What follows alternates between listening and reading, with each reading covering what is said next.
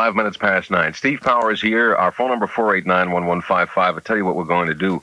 We'll be taking open phones for another 5 minutes or so, and then I want to introduce you to a gentleman by the name of Sri Chinmoy. He's a spiritual leader for a group of people both in the United States and worldwide. He is what you would call a guru. So now it's your opportunity to speak directly with a guru. There's a lot of things I like about him, but one thing I like about him is that we can talk about, I guess, everyday problems that we all have, and find out if there's a possible spiritual solution to them, or perhaps a spiritual approach to everyday problems. Maybe we will get lofty at times in our discussion. We'll try to keep our feet firmly on the ground at all times, and you can guarantee that by simply joining us at 489-1155. And we'll do that in about 5 minutes from right now. You're live on WMCA. We'll take a short break, and let me introduce you to Sri Chinmoy. I guess you could call him, in our parlance, a teacher of meditation and spiritual matters. He's called a guru. He has people who follow him. He's very well learned in the whole spiritual aspect, but I also find he has his feet firmly on the ground. So I guess we can start out by saying is you don't believe that people should lead the total monastic spiritual life, but should live a life in this world, but with spiritual overtones, if you will, huh? Spirituality is the acceptance of life. If it is true spirituality, then one has to accept life. God has accepted us. He has created us, and He has accepted us as His very own. Mm-hmm. Now, if we want to pray to God, meditate on God, then we must know that we are doing all that in order to have Him. But if we do not accept Him, then how can we have Him? So each individual on earth is representing God. If we want to approach God, then we have to accept man as such. But just because we are not perfect, we have to try to become perfect so that God can utilize us in His own way. Well, what do you think of the religious groups that advocate withdrawal? Some of the groups that don't advocate going out into the world and having a job and perhaps a family and the rest, but total withdrawal of the world. Well, unfortunately, I cannot see eye to eye with them. Mm-hmm. But today they are afraid of the society, of the community. Tomorrow they may be afraid of their own minds, the mind that they have, doubting mind, suspicious mind. Their own mind may create problem for them. Today they are trying to escape. Who escapes? A thief escapes. You are not going to escape. I am not going to escape. We have not stolen anything. We can try from time to time, I think, though, you know. But that we do that not in order to escape, but we feel a kind of inner loneliness. That loneliness is good. We feel that something is missing or someone is missing, and God, our beloved Supreme, is missing. So we try to discover Him again. Mm-hmm. What do you think about the people who don't believe in God, but believe in a rational way of life and seem relatively content in the way they live their life without the concept of God taking part? They do not have to think of God. They do not have to believe in God, but they do believe in something. Mm-hmm. And we who believe in God know that God is omnipresent. He is omniscient. But in their case, if they say that there is no such thing as God, no God, no God, mm-hmm. then we say that then what is the thing that you feel that exists on earth? Then they cannot term it. And we said that thing that you cannot term, the thing that according to you is nameless, for us is God. Our God is omnipresent. He is everywhere. There are a lot of people, though, who believe that there is nothing there. They feel, well, they were biologically brought into this world. Everything happens either by coincidence or accident or planning.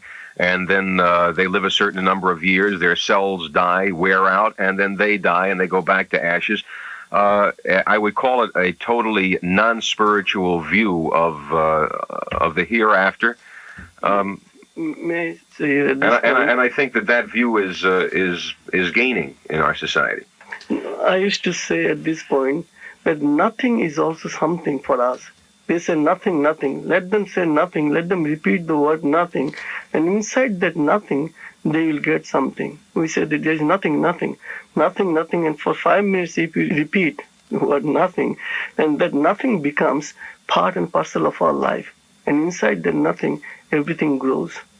There should be a seed. Then there will be a plant. The seed will germinate into a plant, and then it will be tree, banyan tree. If there is no cause, how can there be an effect? Mm-hmm. There should be as the source.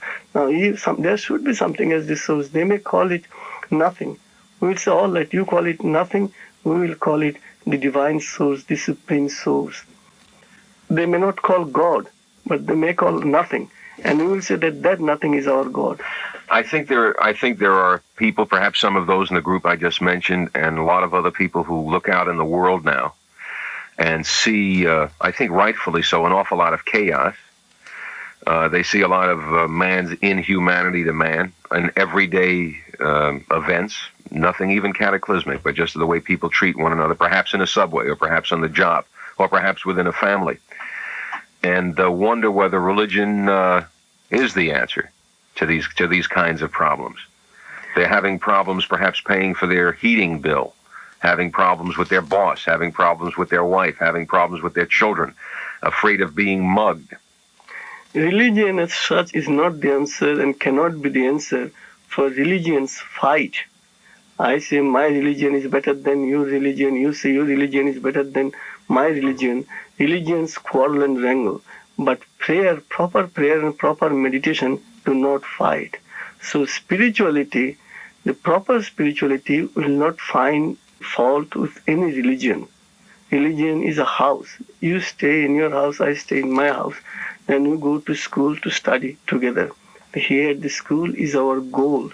There we get our inner knowledge, supreme knowledge. So religion as such is not the answer, but spirituality is the answer. Spirituality means here soulful prayer and soulful meditation. Yeah, one of the problems I think people have is sometimes they pray or they meditate, or perhaps they're just being good, if you will, in whatever form it may take for them. And they go out into the world and they find chaos, and they find that there is a person lurking there ready to rip them off, that the sharks are circling them constantly. And I think they come back and say, what good is it if I am kind and I am good and benevolent, if I go out and the sharks take a chunk out of me and apparently prosper as a result of it? I think that's one of the dilemmas that modern man has, that the people who do rip them off oftentimes prosper, and they see no justice. There is justice, only we do not know what God's justice is. At times, God uses His compassion power to show us His justice. His justice and His compassion power are inseparable. When the Christ told the world, or said to His Father to forgive humanity, it was His supreme justice. Here, on the strength of His oneness with humanity, He said, Father, forgive them. Now here, if you are one with humanity, and there is justice, God's compassion justice. And again, if you pray and meditate to God for protection, to illumine mankind, we go out and people attack us. We are assailed by undivine people. Now we can early in the morning pray not only for our protection, but also for the illumination of unlit people. So if you can pray for the undivine people, and while you are praying for our own protection, then this world of darkness, chaos may not or cannot last as it is. You're telling me it is the direct result of prayer. Prayer solves all our problems. Mm-hmm. But only thing is, we cannot expect immediate result. Everything takes time, and God has His own choice. But don't you think that there are a lot of people who are living in very difficult circumstances who do pray and they watch their children fall prey to drugs and crime and all sorts of abuses in the society? Now, unfortunately, here we feel that this is our only life. Some people believe that this is incarnation is the first and last, but we do not know what we have done in previous incarnations. We believe in reincarnations. Mhm. There is something Sanskrit word karma, the law of action. Who knows what we did in our previous incarnations, and now we are totally oblivious of our previous deeds. Sometimes we do something wrong, and in a few years' time, we pay the penalty. We were not aware of what we did 3 years or 4 years. I have enough problem with this life, never mind paying a penalty for a previous goof I might have made. Let's take a short break now. Would you like to take some calls from the audience? Yes, please. Wonderful. All right, we'll take a short commercial break and then 489-1155. 24 past 9. Steve Powers with Sri Chinmoy and you at 489-1155. Good morning. You're live on WMCA. Good morning. I'd like to ask this gentleman a question, and I want to assure you I do it with the greatest respect because I am a believer in a deity. I think you can ask it without respect. He's here to answer your question, so go ahead with it. But the reason I do this is because I want him to know first that I believe in a deity. And the reason that I ask is because I have gone over this for myself. I want to know why he says, when he speaks of God, why he uses the pronoun he, why he says him. Does he believe the spirit that he's speaking of is masculine? Mm-hmm. For me, God is both masculine and feminine. But if we have to term him, say God masculine, the Christ taught us Father. All the time he referred to Heavenly Father. So when he said Father, I'm sure definitely he included the feminine aspect also. God is father, mother, brother, sister, everything. It's really tough. If I like to use the term father, which pleases me most, and if the spirit, the term pleases you most, then you are at perfect liberty to do so. It is God wants us to be happy in our own way. I think on a practical level, you don't have a heck of a lot of choice. It's either he or she or it. And I guess either he or she would be more acceptable to it. God, in fact, does not have a name, being totally unique. I may be Jane Smith, and the person across the street may have the same name. Mm-hmm. And well, there may be many Jane Smiths, yeah. But I feel since I feel very deeply that there is only one deity, I feel that deity is so unique as not to have a name. Well, then, since it has no name, you have no problem, because then you don't have to deal with it as a he or she or anyway. Just simply don't mention it. You're live on WMCA. Hello, Steve. I'd like to ask the guru something. I'd like to know, I was brought up in my daily life to have God help me attain the things that I want out of life, you know. But now I find, after 50 years, that now God is asking me, you know, like, ask not what God can do for you, but what can you do for God? And I find that after everything is ruined for me, I don't have any of the things I wanted, but now God is asking me, well, you know, think of what you can do for God, and use yourself for God. Let him use me, you know, for his instrument. In other words, you feel that you haven't gotten enough from God, and he is demanding too much of you. Right, now... Let's get a reply to that. God cannot demand something more than we can offer him. Let us think of a child and a mother. The mother will not place a heavy load on the shoulder of the child if mother knows how much the child can carry, even an ordinary human earthly mother. If the mother sees the load is too heavy for him, then the mother will not place that heavy load on the child's shoulder. So God is our eternal Father, Mother. He is everything to us. How can he demand of us something that we cannot do? You think she's accepting too much burden in this case, huh? Yes, on our own. It is not that God is imposing on you. God does not impose. He is natural. He is spontaneous. Let's take a short break. A person can make a good living. We're going to take a short break for news, and then we'll get back to it. Let's continue with our calls for Sri Chinmoy. You're live on WMCA. Good morning. Good morning. I would like to ask your guest if there's no business like God business, especially as we don't have to have a product and we can dish it out just as we like and write our own book if necessary. Mm-hmm. I hear this gentleman must have come from some place in India. Mm-hmm. One thing about America, it's very rich in the clergy. It has plenty of it and of every kind. And there's no reason to ever be without anything here as far as the clergy is concerned. Tell me, if he's a man of God, why did he leave the people of India who really and truly need help of any kind, spiritual and any other kind? Why did he leave that country that needs it so badly to come to the richest country and perhaps the richest city in the world that really doesn't need it at all? And how has he gone up in the scale in his material life since he left his own country and came here? All right, that's a fair question. I feel sorry for you. You're unlike me. Your world is very small. And this is God's creation. India and America and Europe, these are all God's creations. So being a child of God, I think if the father wants the child to move from one place to another and stay there for some time, I don't see anything wrong in it. Mm-hmm. Here, India belongs to God, America belongs to God, like two houses. But if father asks his son, go and live now in another house, then the son must obey. And this India's poverty, I as an individual, what can I do? Nobody can save India's poverty or nobody can save world's catastrophe. It is God alone who can. It is his creation and he will do it. But as far as I am concerned, I only obey his command. He asked me to come here to serve you people in the West. Tomorrow he may ask me to go back to India and serve again my countrymen. For me, there is no such thing as India or America. For me, only there is one thing, God's creation, entire creation. So I abide by his will.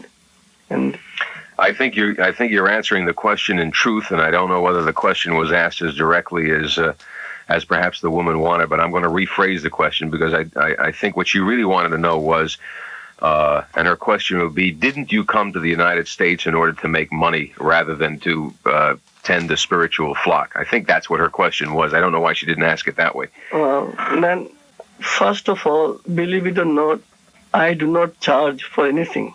I have no set fee, and I entirely depend on my disciples' donation. And then I have written considerably. I have written over 300 books. God is there to take care of me, and I have not come to the West to become a multimillionaire. From a spiritual aspect, what do you think of the gurus who do come to this country and do set up big businesses, almost become part of the guru industry, if you will, live in mansions, fly in private planes, have their limousines, have their flock selling merchandise out in the streets? Do you think that's part of the discipline? As far as I am concerned, I will not do that. But I do not know, and I cannot say why they are doing. I didn't mean to put you in conflict with them, but I'm really just trying to get your views. That's all. The only thing, if money, power could have realized God, then by this time all rich people would have realized. If money power is the only factor to make one realize God, then there will be no rich men on earth unrealized. Mm-hmm. So money power and spirituality do not go together. Again, money is not bad thing. How you utilize it? If it is for the good cause, then money is a blessing. But if it is to dominate others or to make the rest of the world insignificant, insecure, then money power is here again destructive. Again, I don't mean this in order to draw a line between you and another religious sect or group or whatever you'd want to label it, but there's been much controversy over Reverend Sun Young Moon, and without specifically getting into his religious beliefs or what have you, I was wondering if you'd comment as far as a religious leader separating children from their families. I will be the last person to separate the children from their family. And whenever I accept minors, I have accepted a few seekers, I ask the seekers to bring special permission, written permission from their parents when they are minors.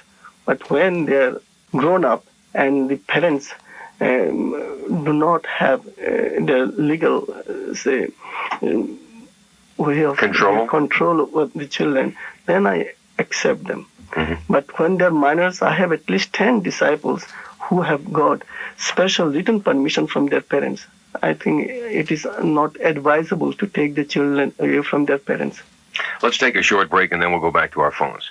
You're live on WMCA. I'm glad I tuned in and can accept your speaker's spiritual truth. Now, I would like to know, after I had a deeper study of a religion for about 7 years, which brought a closer relationship to God, and I tried to see the good in everyone around me, always seeing them as God's spiritual, good children. At this time, we lost a son in an auto accident who also studied this religion. How can I accept this in my life as God's plan? Or is this a thanks for being good? And I was trying to do good at this time, taking care of someone whom only a nurse could take care of. And I did this saying, God, only for you can I do this. It's not my work, but I can do any labor, no matter how bad it is. Before I get the answer from Sri Chinmoy, what was your next reaction? What did you do from that point on concerning your spirituality? Well, from that point on, it took me back a peg, and I went back to the religion I was born to, but that wasn't it, and I still study the religion that I thought brought me a close relationship to God. It hasn't taken me away. Your real question is how, on one hand, can you commit yourself to God, be it in any religion, and then watch tragedy occur in your own life? How do you justify the two things? Yes, and then also... it's a very good question. No, I didn't get the question. Oh, you didn't get the question. I guess the basic question is how, on one hand, can a person devote themselves to God and try to be spiritual, and then they watch bad things happen to them? In this case, the loss of a child, or I guess we've had prior to World War II and in World War II a whole group of people. If we sincerely pray to God, then we feel our closeness and oneness with God. Then we develop a special quality or capacity within us. We can, at that time, safely and soulfully say that let thy will be done. If we love someone, then if that person does something, then we ultimately feel that it is for a special experience that we have this catastrophe in the family. After all, God loves the child who has left us more than we do. When we love God, we feel that His capacity of love is infinitely more than we have. He has infinite capacities. We are His children, and the persons whom we have lost are also God's children. Father knows, parents know what is best for one individual, for each individual. You still suffer the loss on a human level, though. We do not suffer if our identification and oneness with God is complete. On the strength of our oneness, we shall feel that for a few years, God gave a particular person to stay with us, and now he is needed somewhere else. It's like human brother, human family. Now, if Father has every right to tell a particular son of his that you stay here for 50, 60 years, then I will need you at another place. So you come and be of service to me at the new place. This will not suffer if our oneness is complete. If we have not established our oneness then with God, then we shall suffer miserably. I think also you'd have to establish a belief in the hereafter in one form or another, wouldn't you? Absolutely. And I guess you'd be in trouble with your concept if you didn't believe in the hereafter. Absolutely. Yes. If you do not believe in. You're live on WMCA. Yes, sir. Yeah, I was calling you before the guru get on, but I talked to you and the guru. First of all, I'd like to know how much he's worth, and would he tell me how much he has in the bank and property as far as money and property? But I think it's an embarrassing question to ask a guest, but I'll put it to him, and then if he wishes to answer, he can. Would you like to answer that question? He can ask the bank manager that I have my bank account with them, Marine Midland. Marine Midland? Okay. Yes, Mr. Schickhouse. Get my son-in-law. Sri Chinmoy, do you think that religious leaders should be involved in the everyday problems? Should they be protesting in the street? Should they be involved politically? if they want to, if the political leaders see in them some light, and if they want to have the light, then they can be involved. But if the political leaders do not see anything in them, then it will be useless for the spiritual leaders to be of any service to the politics or to the politicians. Well, I'm not saying this is so, but what if the political leaders were plain evil men who took over control, and all of the spiritual leaders withdrew? How would the cycle ever balance itself? How would the good people, good men, get back into office to rule? Good men will come back to office to rule on the strength of their prayer to God. God listens to our prayer. He has to listen. It is God's creation. If He does not preserve His creation, who will? If I paint just one painting, I try to preserve it. If I compose a song, I compose. If you create anything, you try to preserve it. You try to perfect it. So God's creation is for perfection, and perfection is satisfaction. While you are creating painting, at times we see that this creation is not going to be at all good. If God would take care of everything, why should anybody be active in any sort of a civic cause? But God is acting in and through you and through me. God is within you, God is within me. So we are not trying consciously to be of service to God. If we pray to God, let thy will be done, I will just become a mere instrument, then it is easier for God to act in and through me. But if we maintain our own individuality and personality, then God says, then take your own time. Isn't God acting through the evil man too? Yes, for His perfection. For His perfection? Yes, for God is acting in and through the evil person for perfection, and He is acting in and through you for more satisfaction, for more illumination, for good people, for more illumination, and for bad people, for perfection. I guess I'm not perfect because I can't fully accept that. But given time, let's take a short break. Eastern Airlines introduces charter pricing. Here's a message. Briefly, you can give me your long-term view of things. Are you hopeful for mankind to make something out of this chaos? I am extremely hopeful, for I know that creation has a special purpose.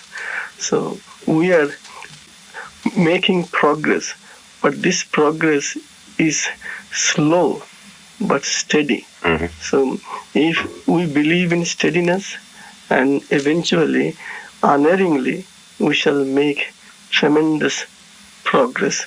This progress is perfection, and perfection is satisfaction. So I have implicit hope for mankind. I'll tell you, Sri Chinmoy's 13th anniversary celebration is going to be taking place at Hunter College Auditorium. That's Friday night at 7:30, and it's free. The Hunter Auditorium is at 69th Street and Park Avenue. I thank you very much for being with me this morning. It's a pleasure speaking with you.